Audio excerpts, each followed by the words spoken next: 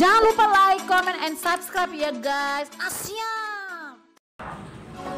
Shalom anak kelas 4. Sangat berbahagia menyapa kalian kembali yang berada di rumah. Bagaimana kabarnya? Ya, pasti keadaan baik, semangat, dan Tuhan selalu menyertai. Amin. Ya, anak-anak, hari ini kita berdoa terlebih dahulu bersama-sama. Mari sikap doa untuk memulai pembelajaran kita.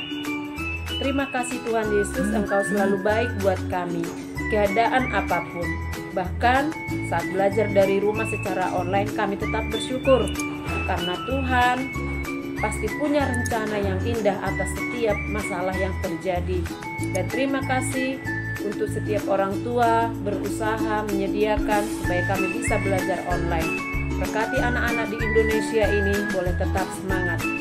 Tuhan, kami akan memulai pembelajaran. Tolong supaya kami memahami, mengerti pembelajaran ini sampai selesai. Hanya di dalam nama Tuhan Yesus kami bersyukur. Amin. Anak-anak, minggu lalu kita sudah belajar seorang Naaman yang penyakit kusta. Seperti apa ya penyakit kusta? Kita akan lihat videonya. Jangan ada yang terlewatkan. Yuk.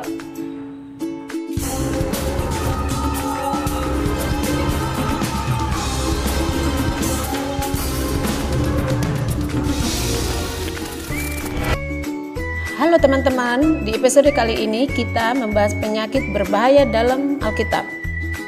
Wabah virus corona saat ini melanda seluruh dunia. COVID-19 terus menyebar dan belum menunjukkan tanda-tanda untuk berhenti. Para ahli dan ilmuwan di bidangnya masih terus berlomba-lomba menciptakan vaksin penangkal COVID-19. Sebelum adanya COVID-19, banyak juga pandemi yang telah melanda dunia. Namun, menarik untuk kita mengetahui bahwa di dalam Alkitab sendiri juga terdapat satu penyakit yang sering kali disebutkan di sepanjang Alkitab dan sangat mengerikan. Penyakit apakah itu? Sebelum kita bahas, yuk tekan tombol subscribe-nya Tiwa Marbun.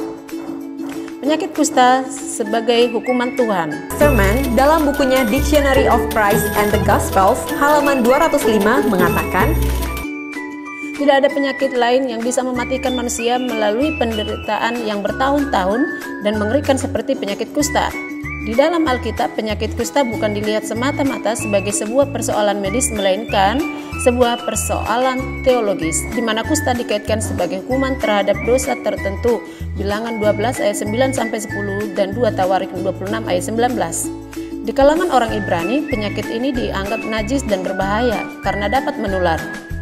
Oleh karenanya seorang penderita kusta harus diasingkan dari masyarakat. Keluaran 13 dan 14 dan Lukas 18 ayat 12-19. Penyakit kusta dapat menjangkit bagian manapun dari tubuh manusia. Mengapa ada anggapan demikian?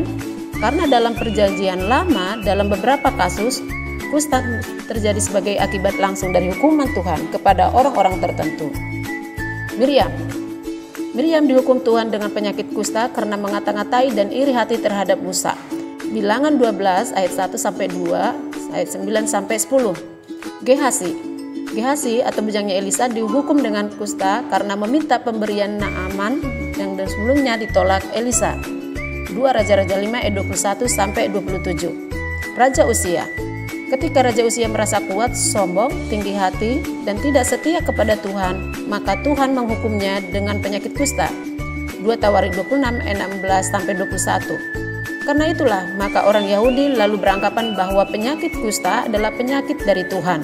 Bahkan para tabib terkenal pada saat itu pun tidak pernah berupaya untuk menemukan obat bagi sakit kusta karena mereka percaya bagaimanapun sakit ini tidak bisa disembuhkan karena ini adalah penyakit yang diberikan langsung oleh Allah. Penderita kusta dalam Alkitab mengalami penderitaan fisik dan psikis. Secara fisik, muncul bintil-bintil kecil pada bagian-bagian tubuh tertentu. Bintil-bintil kecil ini makin lama makin banyak dan besar dan berisi nanah.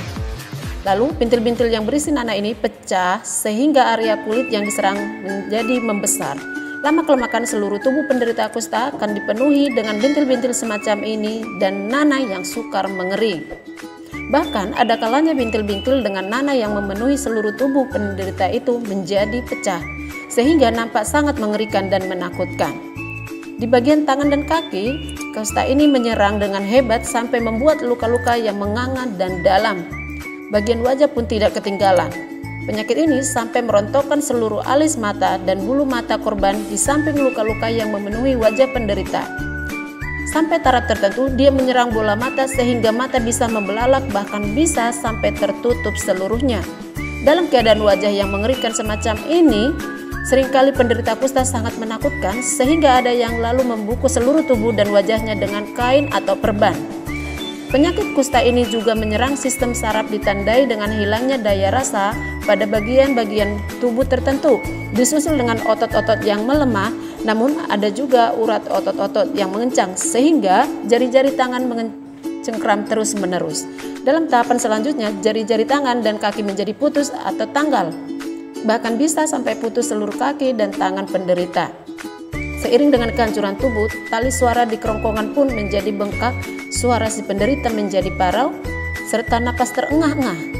Penyakit kusta yang demikian itu bisa berlangsung selama 9 tahun dan akan mengakibatkan kemunduran mental, bahkan pingsan, tak sadarkan diri atau koma. Dan akhirnya penderita bisa meninggal dunia. Secara psikis, penderita kusta mengalami penderitaan fisik yang luar biasa. Tapi sesungguhnya penderita fisik yang dialami penderita kusta pada masa itu tidak sebanding dengan penderitaan psikisnya. Penyakit kusta saat itu dianggap sebagai sebuah kenajisan sehingga penderita juga dianggap najis. Kepada penderita kusta dikenakan pakaian yang tercabik-cabik dan rambutnya harus dibiaskan terurai. Ia harus menutupi mukanya dan harus berteriak najis, najis. Ia harus diasingkan dari masyarakat. Imamat 13 ayat 44 sampai 46. Teriakan najis-najis ini sebenarnya adalah peringatan bagi orang lain supaya tidak mendekati dirinya atau menjauh darinya. Jika tidak, maka orang itu akan menjadi najis pula. Pada zaman Yesus di Yerusalem, semua penderita penyakit kusta dilarang memasuki kota Yerusalem dan kota-kota lain yang bertembok keliling. Di dalam sinagog ada ruangan khusus yang terpencil yang dikhususkan bagi mereka. Ruangan itu biasanya dalam ukuran sempit sekali dan disebut mekhita.